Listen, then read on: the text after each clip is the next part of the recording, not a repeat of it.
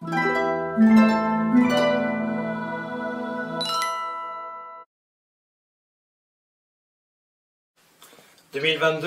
c'est une année qui débute sous l'angle des commémorations, puisque nous aurons la joie d'avoir l'ouverture en octobre 2022 du bicentenaire du diocèse de Moulins.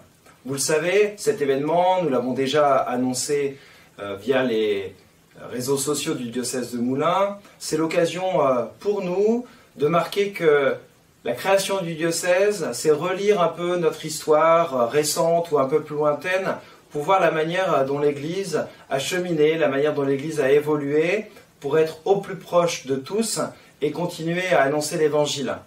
Alors il y a une date à retenir, ce sera le 16 octobre 2022 pour l'ouverture un peu solennelle de ce bicentenaire à la cathédrale de Moulins.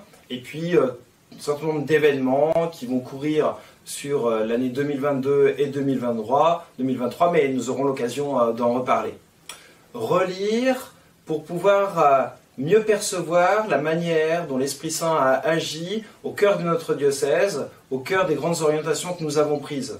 Voilà un peu quelque chose qui peut nous aider pour continuer à mettre en œuvre notre projet pastoral diocésain Amis dans le Seigneur. Nous avons pris le temps d'écouter les diocésains pendant presque 2 ans. Nous avons pris le temps de relire ce que nous avions déjà vécu précédemment pour nous projeter dans l'annonce de l'Évangile pour les années à venir.